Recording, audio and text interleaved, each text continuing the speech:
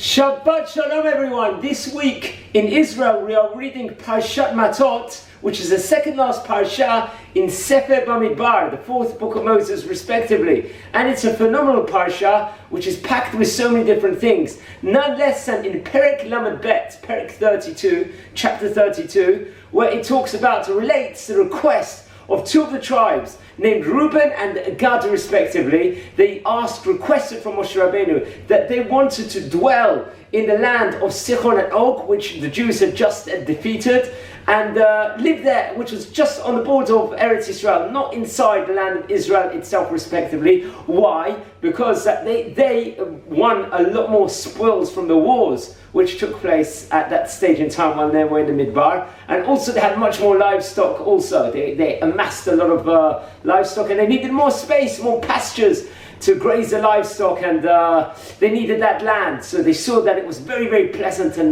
very fertile, and it was right next to the land of Eretz Israel. So they requested it of Moshe Rabbeinu.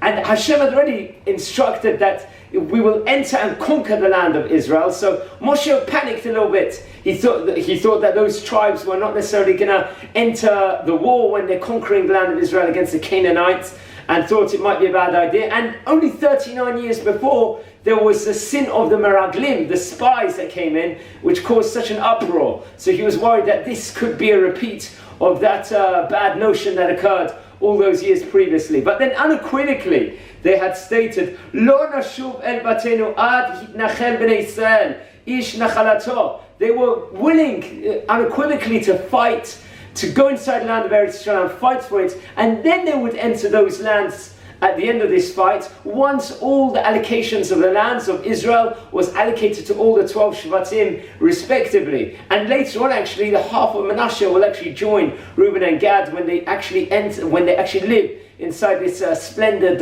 land itself respectively. But they did many unequivocal things over here. They fought for the rest of the tribes like they said they would. Not just that, they fought till the end. They said that the tribe of Gad, they were the mighty warriors, and they were the main people that were fighting in the war, despite they would not actually enter the land of Israel itself. And later on, actually, there would be a slight hesitation afterwards, regretting that they're not actually living in the land itself, but they got those lands itself. And these tribes, Reuven and Gad, there's a principle in the Torah which is actually stated as Kol Yisrael Arvim Zeh Bazeh.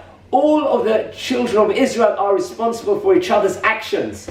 We are. And they came in and they fought.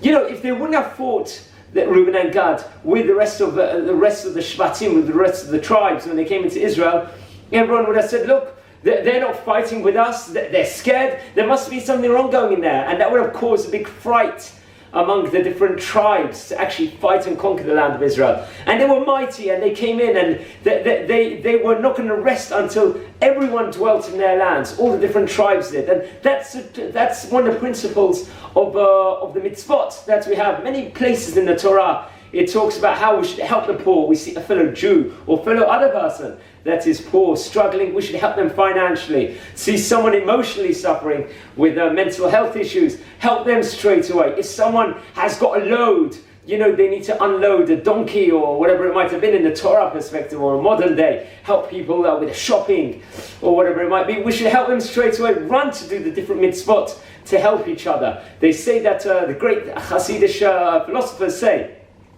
that we are like we are one nation is like one body.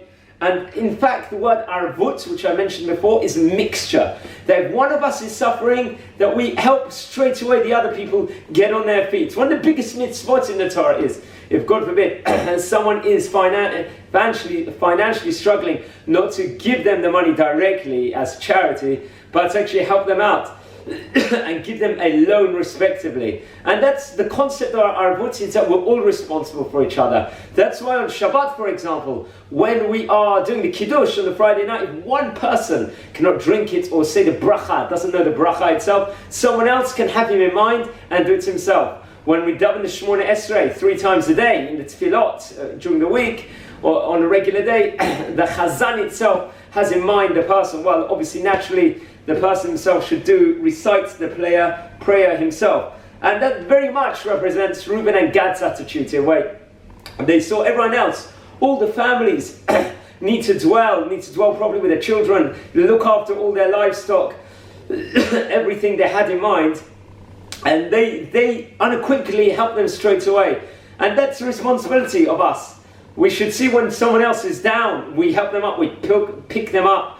Someone is struggling with something. We want to make the world a better place. We want to be a light unto the nations. So that everyone will say, look at this nation, how incredible Israel is, how incredible the Jewish nation is.